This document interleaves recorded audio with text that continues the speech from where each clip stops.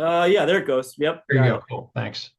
All right. So I'm excited about to be here, and I know we're recording this, so we're hopefully going to reach a good sized audience here.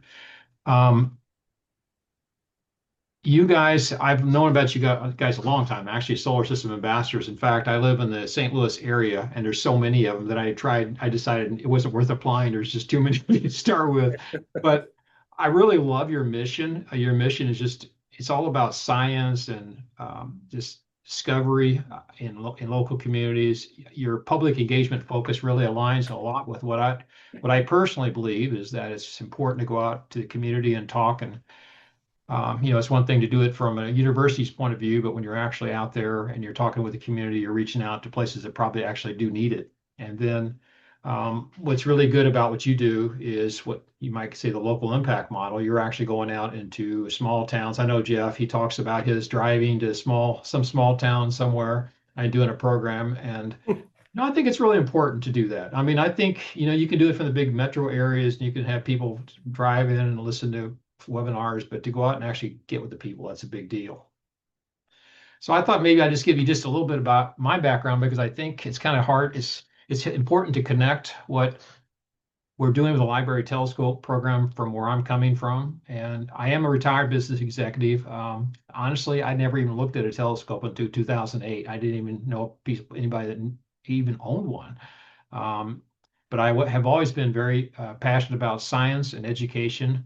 I did actually join a club, astronomy club in 2008. And within a few years after I got my, you might say, quote, sea legs, I worked with the St. Louis Astronomical Society to launch a program here in St. Louis, a Library Telescope program, and that was in 2014. And by the way, that very same year, just shoot me in the foot, as my wife would say, I also launched simultaneously a major eclipse project for the 2017 solar eclipse. So two big projects launched at one time. The Library Telescope program took off like crazy in St. Louis. You can see on the very bottom right is just one shipment we got, where it was actually two UPS trucks full of telescopes. And at that time, the way the program worked, we actually had to modify them. We had to make changes to them to get them ready for libraries. And we followed a bit of a formula that a group in New Hampshire had set up.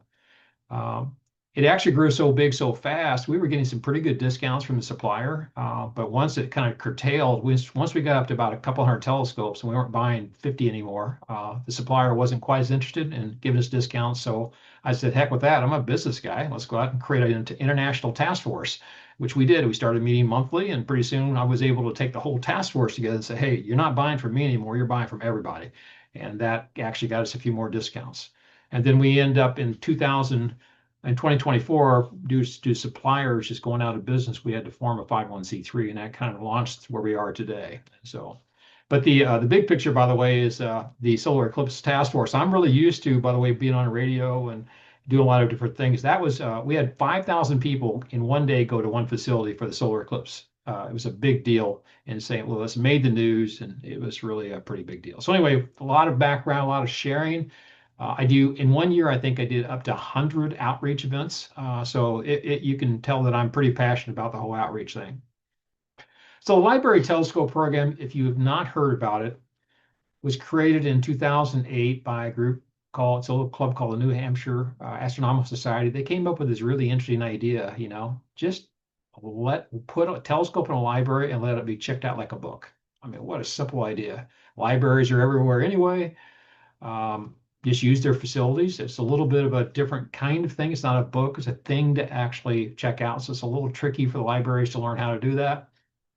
But we've actually been successful in getting them into public libraries, into schools. We've got them in parks. I have a whole team right now working on veterans hospitals, trying to get that so that they're accessible. I think throughout the program, we've somewhere up to 1,100 participating locations, and it's not just in the U.S., it's in Canada, and we have a pretty good presence in Europe. And even though 1,100 sounds like a big number, it's less than 5% of the market. But everybody's on the same page. We're simply trying to expand science through hands-on telescope blending. We're really trying to get the stars really reachable for everyone, which is, I think, really the important part of this. So from the beginning, they had a telescope on the left-hand side. This is a picture that I took when we launched in 2014, the program in St. Louis. That's an NPR radio person right there. She's interviewing one of the, at that time, he was like over part of the St. Louis County Library. And that is the telescope. It's the Orion Star Blast. You can see it's got a little bag on the side. It's got, you can't see everything around it, but basically it's got all kinds of ropes so you don't lose the lens covers. It's got an eyepiece that's permanently affixed so it doesn't come out, so we don't lose it. It's got a hole in the dust cover over the telescope so that we can actually pull it out and kind of dampen down the light so the moon's not too bright. There's stickers, labels, don't look at the sun. There's everything on built on this. So it was a pretty big deal. Within the first year, we had just we had actually very quickly we got up to almost 300 people on the waiting list. It was just crazy. But that telescope that you're looking at on the left-hand side has proven to be a pretty solid player. Now, how we originally started to do it, the way we made some changes we made some tweaks to it over time. But at the end of the day, that model was held up really well. It's about 12 pounds tabletop. And what we did is after we lost our supplier on the right-hand side, we decided to go to a manufacturer and say, can you custom build one of these? Because on the left-hand side, we had to spend 3 hours or so for every telescope to make the changes necessary. But if we can get the manufacturer to do it, we thought it would remove a barrier and frankly, kind of strengthen some issues, fix some issues that we've had over time. So anyway, that's the new telescope on the right-hand side that you can buy directly from supplier and have it shipped to you. And it is a 114 millimeter telescope. It's a 4.5 inch tabletop. It's already modified to be patron friendly and durable. You can see Saturn's rings, the moons of Jupiter. You can see double stars. It's not a toy. It looks like a toy, but it's a very impressive little telescope. And it's almost $370 shipped into continental USA. And if you wanted to buy it, you just buy it directly for them. We don't sell the telescopes directly. It's really terrific, though. In fact, the focus is so good that a lot of people want to just buy the telescope and take the focuser off and use it on another telescope. So it's really kind of pretty cool. So the thing that I got in, because I'm a business guy, right? I'm not an astronomer. I don't think like astronomers. And that's probably a good thing, my wife says. But the program up through 2024 was really largely about the telescope. In other words, it's all about how do I get the telescope? How do I make the changes? That was the big thing to do. But underneath the hood, if we start looking at what was really happening, the telescope is just a piece of the big thing that we're trying to get done here. So what I don't know that anyone else is doing is what we're trying to do. We're trying to build an entire integrated system, meaning there's a whole model of how you get the telescope, how you deploy it in your library, how you do promotions and star parties. In fact, when I started sitting down thinking about this new entity and what we were trying to get done, I realized that once I started writing down all the things, I created what was called 8 guiding frameworks. And these are things that says, look, you don't have to do what we're saying in these frameworks, but if you do all these things collectively, your chances of this telescope and this program doing well in your library really go up a lot. And there's a lot of push, for example, to get more sophisticated telescopes, to go after really faint things that'll impress people. But the truth is, most people that need science, that they want to get introduced to science, they just want to make it work the first time. It's very common, for example, for us to have a program and somebody's walking up and they got this rickety little telescope they've had for 20 years. They don't know how it operates. And they said, my grandfather gave it to me, or I got it as a present. I never could get it to work. And we can usually get it working within a couple of minutes because there's just some simple principles. If they follow them, it'll really work. So we're trying to build an entire system. In other words, it's like a turnkey system. It could be used in a large library, like a big urban library. But what I'm really getting my eyeballs on right now is saying, how can I scale this down to some small town somewhere where they got a high school, a library, and maybe a Rotary Club, and maybe a science teacher or whatever else. We can go everywhere. But it also scales up. In St. Louis, we have one library alone. It's got 60 telescopes. They have different issues than, they've got branch to branch transfer issues and all that kind of stuff than the little libraries. But the core, everything that's built into us, the 8 guiding frameworks, are pretty much the same thing. So we're building our new entity around the concept of a telescope, but around a bigger concept of building an integrated, coordinated, self-supporting system that's built for consistency, shared language, and designed to really scale. And that's what I think is the thing that I don't see being done.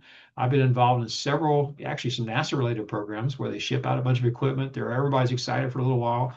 They put all kinds of resources to train the library or somebody how to do this, and 1 year later they're all gone, and the director changes, and nobody knows how to use any of this equipment. We want to build a system that will sustain itself and actually get used. And by the way, most of these telescopes, the very first one that was put out in New Hampshire, 2008, is still operating. So the return on investment, and I'm talking like a business guy here, the return on investment for a library is pretty darn good. So to really leverage this, well, one of the things that we're doing is just, look, we're dealing with thousands of people throughout the country, throughout the USA, maybe into Canada, maybe into Europe. We need some kind of core system that holds at least the concepts that you could take training, you could have shared resources, you can build community. So we've actually launched, and we have successfully launched a learning management system, and we're building an entire set of courses that start with what's called core training, which means if you want to be an ambassador, and I'll talk about that in just a minute, you take these core basic training courses. And by the way, you don't need to be an astronomer.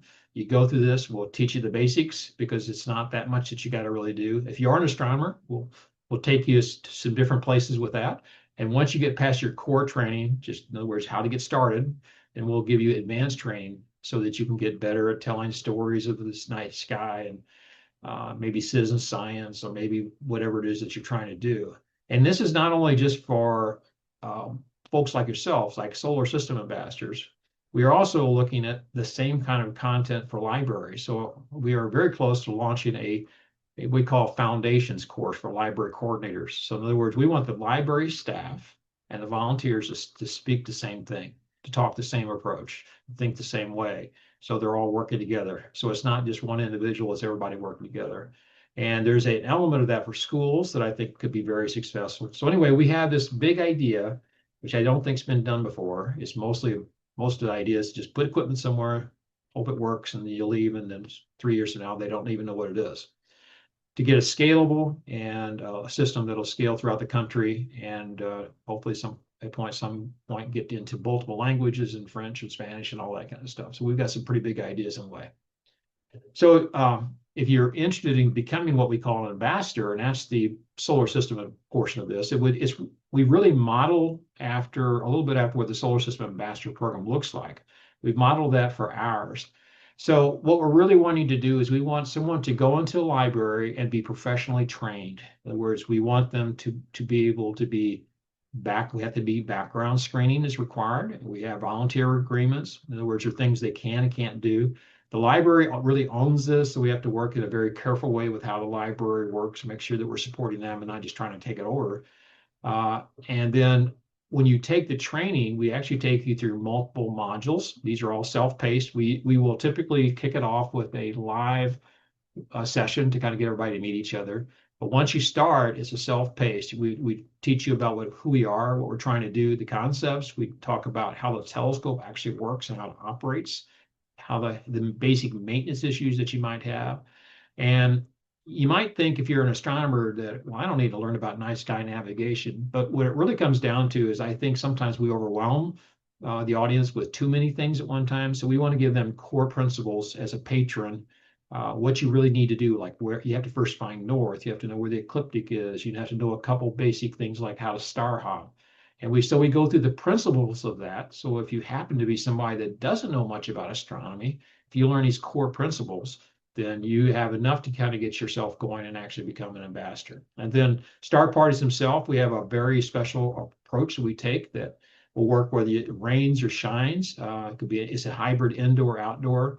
We have an entire layout of, okay, 45 minutes inside, 45 minutes outside. And it's really about hands-on application of the patrons to the telescope. And then of course, how to support your library. And there's some risk issues. We want to be careful with things like laser pointers and all that. So we've thought this together. We've actually had our first cohort go through. We had about 29 people registered, and I actually got, you're always nervous, right? The first time you roll out this new course, like, did we do it right? But we did actually pretty good. We had one guy didn't like anything. That's just, I guess, the way it goes. But most of the people really liked it a lot. And even the experienced astronomers said, you know what? Actually, it made me rethink some things I've been doing lately. We had a couple of testimonials. The first one said it was just fantastic. These are period people that are actually astronomers today, they do this stuff. The next guy said, I really, it was really excellent. So uh, we've learned a few. We're going to make a few adjustments to the course. It was our first course, and so we'll make a few adjustments for the course. But I think overall we did okay, and I'm pretty proud of that. But as an ambassador, what it really does for you as a solar system ambassador is if you think about I'll give you one example here in St. Louis. He's a solar system ambassador, and he's been involved with us for the Library Telescope program for quite a while, actually. And what he ended up doing is building a relationship that he's giving regular webinars right straight through the library, all the way through COVID and whatever else. And they absolutely love this guy. He's got a relationship that's been built with them that came through the library. They already have all the people out there. They can connect to them. They got hosting capabilities. They got all kinds of staff. They can do all that for you. And once you build that relationship with the library, it's terrific. So first off, just being an ambassador, working with a library means that you can now work your work through the libraries and let them do a lot of the heavy lifting for you, right? And not only do you get the heavy lifting, but because they reach such a large audience, this is really great because now you can scale, right? You can scale multiple events per year, letting them do the work, multiple branches. Like there's usually in urban areas, multiple branches you can go to. It's really terrific. So we can get to all kinds of places. But here's the interesting twist of this, okay? So let's say that you go out and do a great job as a solar system ambassador, and they go home with it. That was really fun. But where does it go from there? Okay. So, but if you do an ambassador program with the Library Telescope, they can actually go check out that telescope and practice what you've taught them at home. They can actually continue on and do that and take some of the concepts and maybe where there's maybe something cool, Saturn or Jupiter that you teach them, and they can come back to the next program and that you can continue to discuss this. So we can build a relationship. The thing that I think number 4 is here is that I love the fact that, and this has been a hard nut to crack for a lot of different organizations. I know there's some are trying to do that, but to go into small towns, how do you do this, right? So we're trying to put together this turnkey package that a small town can do. That means that I know Jeff likes to go to small towns, and he makes, that's probably the folks that frankly need it the most because nobody's paying attention to these guys. This is a turnkey kind of thing we're trying to create through Rotary clubs, through whatever else. And I think it's really cool what we're trying to do there. Well, Don, if I can jump in and tell you a quick story. Oh yeah, sure.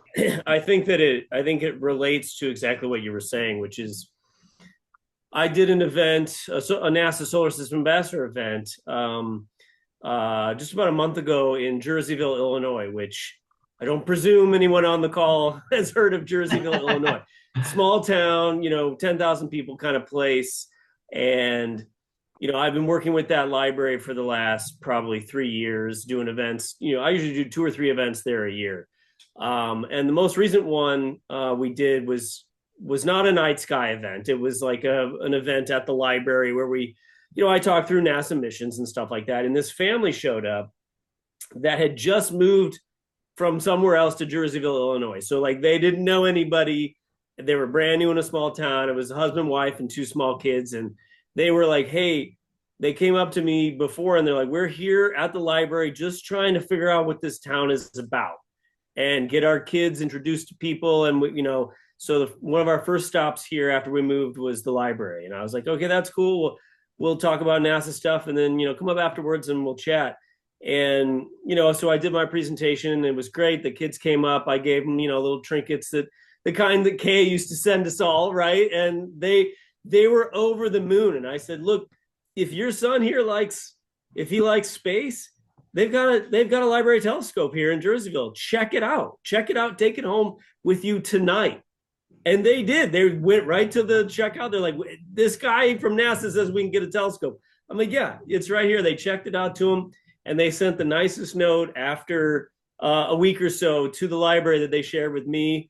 And I think, Don, we shared it on our social media for Library Telescope. Oh, yeah. Just how excited they were to have moved to a town that had such resources because they were there for a week and they got a free telescope to check out and they got a presentation from a guy from NASA, right? Like in their minds, right? So, and they were like, this is the greatest town ever. And I was just like, that is what this is all about. Both of these programs, that's what it's all about. So it was really exciting. Yeah, I could tell you story after story like that. And by the way, I did not want to load this thing up with too many photos, but I got photos of 4-year-olds looking through the telescope, and you can see the smile on their face. I had one child, I wish I would have written down the quote and asked his dad that I could use it. But he walked up, he was probably 8 years old, right? He walked up to me after this program at the library. He goes, "This is the best night of my life." I go, wow, that's pretty powerful. That's really pretty good, you know. But he was very, very serious about this, and it was really cool. So you really do. I think you really don't know what the impact will be to a child or to a family, and just a personal thing too. I love the fact that the families are going with their children and are working together to see this. The child will very quickly, within 3 to 4 minutes, will figure this thing out, and they're showing their parents how it works. That's how cool it really is.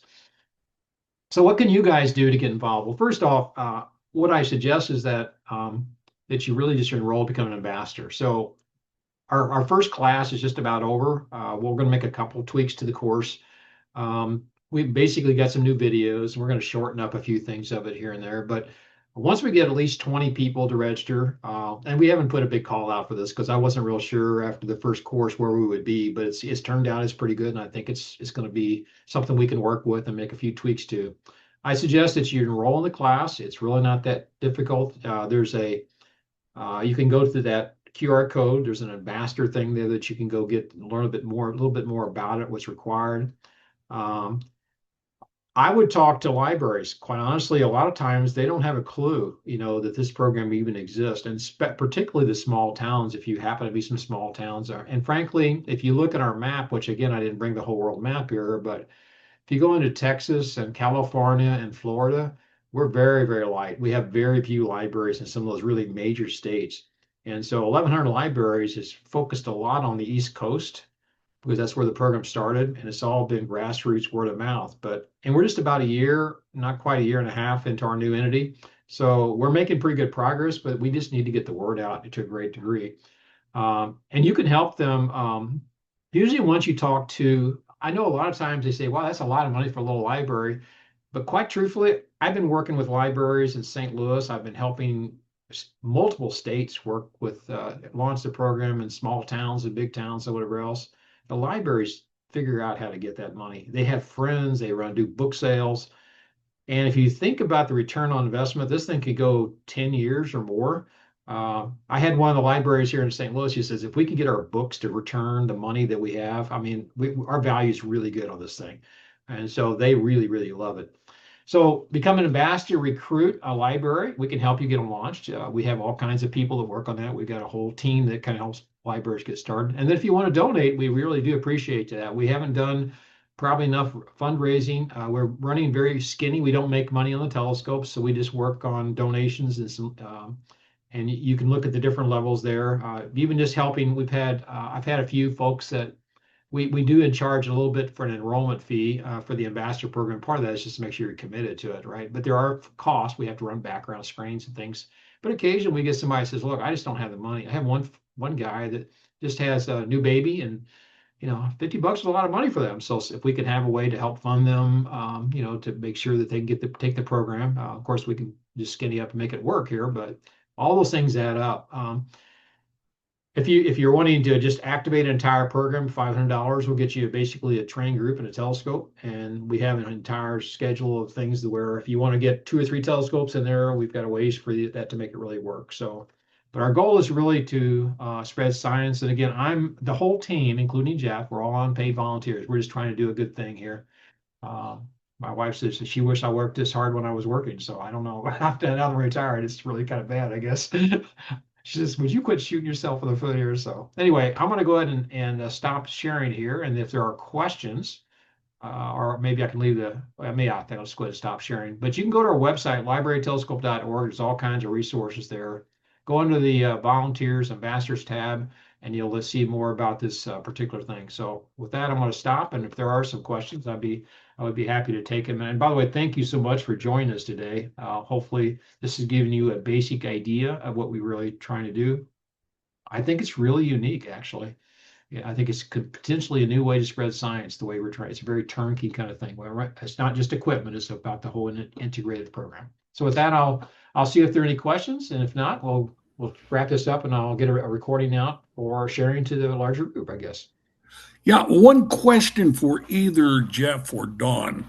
Yeah. Okay, so I go to the library here in Bonneville County or to the school systems. We have Hillcrest High School, large schools here in the Yeah. Idaho Falls area or Pocatello. And I said, hey, you folks really need to have a telescope. And they're going to come back at me and say, okay, why should we do that? Well, I can answer that question, but I bet both of you can really answer that question. So I want to refer them to you so they get more, the group gets more for their money, so to speak. Would that be okay? Oh, absolutely. And let me just, I'll be happy to answer that off the top of my head here. The first thing that I've been impressed by this thing is that I grew up, by the way, a small town. My father was a contractor. I'm from Missouri, show me state, right?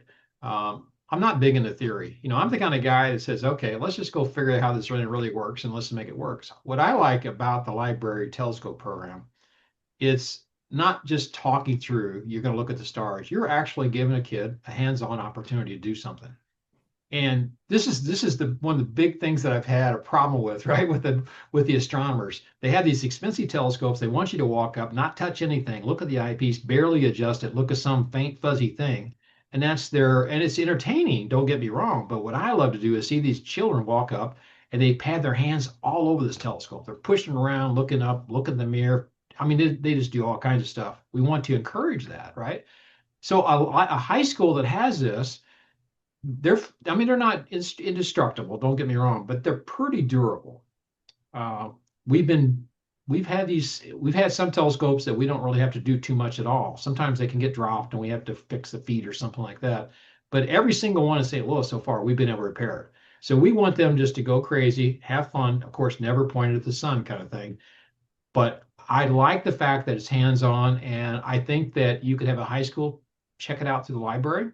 In fact, the model that I think might really work for small towns would be to have maybe a couple telescopes in the library itself and maybe one in a high school, and they can check them out either place. And then the teachers can have maybe evening star gazing programs, or maybe the library. So you're really leveraging the community resources a lot more in like a Rotary Club, or maybe a solar system ambassador could help with that. But it's built around simplicity. There's no electronics to update, and durability and hands-on. And I really like that. I think that's a very attractive piece of it. I guess what I would add to that, I guess, is I would ask any library that asks you that, Dennis, like, what do you think the purpose of the library is?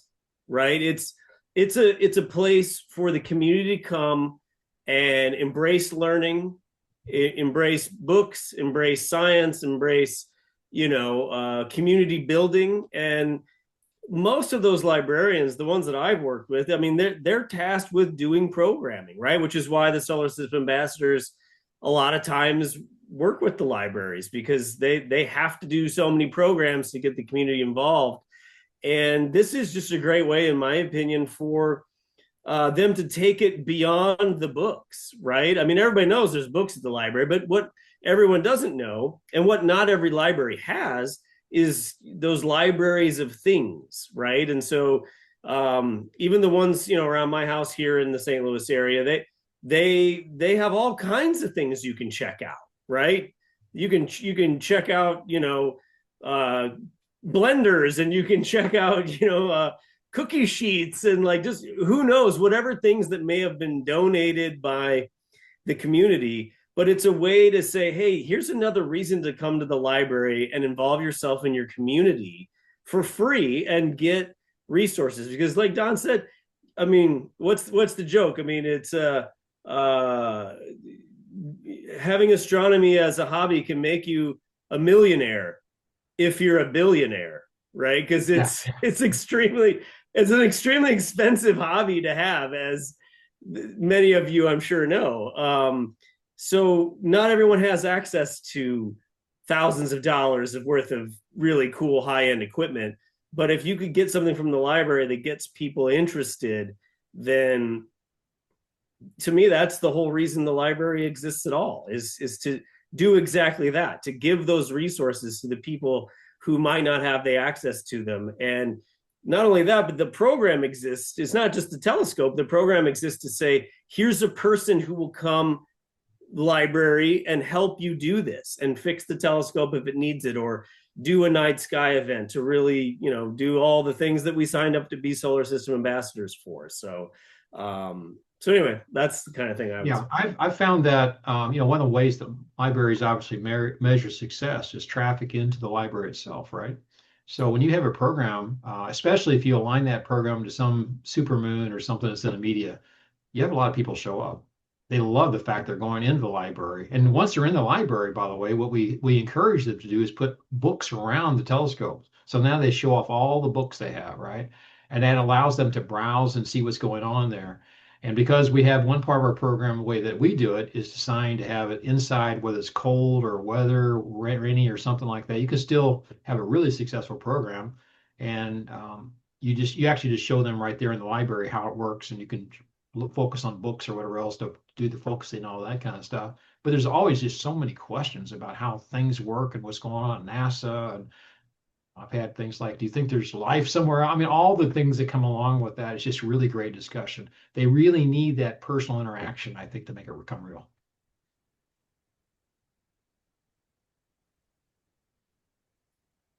Are there any questions by anyone out there that you'd like to ask? Or my email address, I guess I could put this in here if you guys would like to reach out to me directly. I'm not sure exactly. I'll go ahead and put my library telescope. If I can type here. John, Yeah. having come from a small town myself, originally, about 150 people. And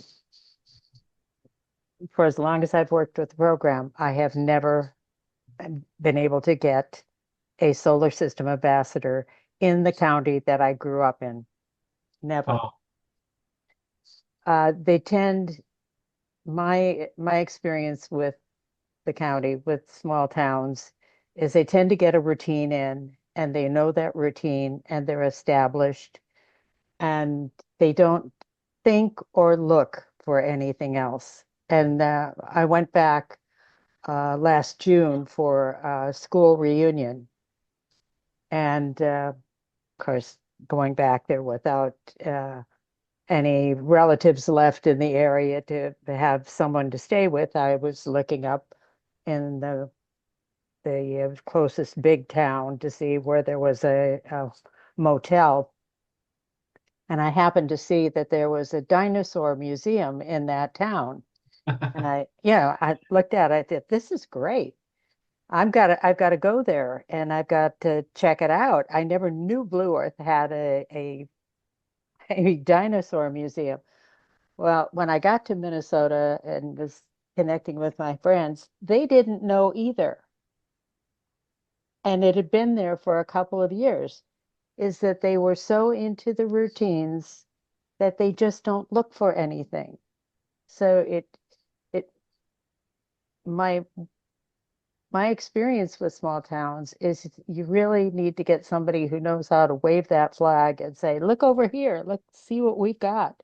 And not just show up every day like this guy did that ran the museum. He just, he lived above the museum, opened the door every day, hoped that somebody would come in. And it wasn't happening because nobody was looking for it. Yeah, what's interesting is that, I do work with small towns, and I grew up in a fairly small town, I guess. They're actually some of the best places to use telescopes. I mean, Oh, yeah, they're, they are. they're out of town, and there's darkness there. And a lot of them, at least where I grew up, they're hunters or something like that. They understand the scopes, they understand the optics around that, and they think it's cool, Mhm. And what I really like about this whole thing is that even though we work on a national scale, the whole thing is really organized locally. In other words, it's how you want to do it. Mhm. There's no exact way you got to do it. You make this fit for you, what you need to do for your local community, right? Exactly.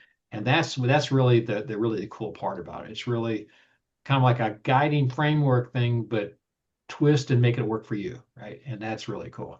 And who doesn't? I grew up in a small town, and who doesn't love the Milky Way and the moon and the planets? And I thought the Pleiades was the Big Dipper with the Little Dipper when I was growing up. I didn't know how it worked, and so this is really just bringing stuff they already love into their heart, right? That's what you're really after. So. Absolutely stunning skies in the Midwest. Kay, it's a funny thing you mentioned about people just in their routine. I have a little bit of a story for the Solar System Ambassadors with that. I happen to be vacationing down in a very rural area in Florida, and I did a NASA event, just night sky event, and just invited people to come out. And it was no telescopes. It was just like, I just want to show you the night sky. If you want to show up, I'll point out some stuff, and that was kind of it. And these young guys, 20 years old or something, they all piled in a car, and I guess they thought it'd be a laugh, right? And so they came out to the event, and I showed them some stuff in the night sky, and then I was like, oh, and then this right here, this hazy area, this is the Milky Way.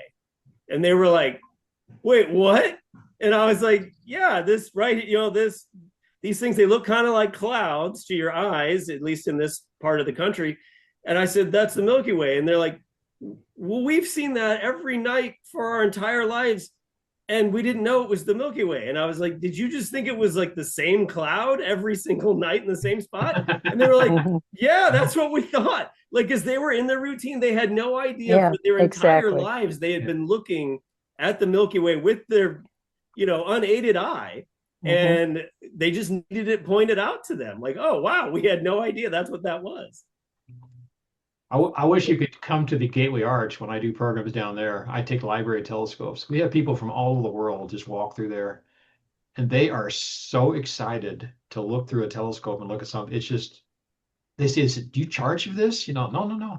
And it's just amazing, the connection that they're seeing. And this is from the Gateway Arch. It's not exactly the most light pollution thing in the world. That's a major city. We're looking at the moon and the planets and talking about a couple stars, and they go, wow, that's amazing. And then, they always say it's called renting a telescope, of course, the way they do it, which I call it check out a telescope, but that's their terms. But, it's a worldwide thing. People, when they grow up, they're interested in this kind of thing. They just don't know how to actually make use of it and take advantage of it. And so this is what we're trying to solve.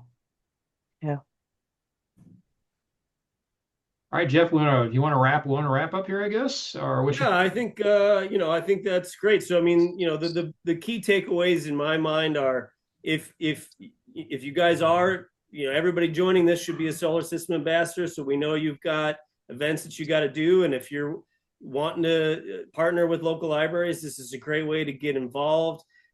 We've got flyers, we've got materials that you can send them or whatever, that you can get from us. Email me or Don.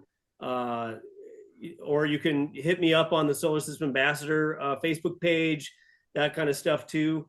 But we would love to help you guys get programs started, and then volunteer as an ambassador for Library Telescope, and just partner with that local library to help them set up their programming, and then you can double count it as a NASA event as well. So because you're engaging, I think that's a win-win, right? And you guys can talk them through, the night sky and everything that, if that's your area of interest and expertise, then this is a perfect match. So that's why I reached out to Don a year ago and said, hey, I've been doing this NASA thing for 5 years. It sounds like you got a cool program. Can I help out somehow? I love marketing. I love talking to people, and, I love outer space. So he was like, yeah, come on, help me out. So I appreciate you, Don, for letting me be here. And thanks everybody for joining. Yeah, and again, if you've got my email address, feel free to email me, and I'd be happy to talk with you on the phone or work with you on a library. We have an entire team that could do that, but we're excited about this, and we think it's got a lot of potential, and we really appreciate you joining us tonight. And please spread the word on it. We'd love to get every library in the country in this thing, right? In fact, the world, for that matter. So, okay. Well, thanks a lot, everybody. Take care.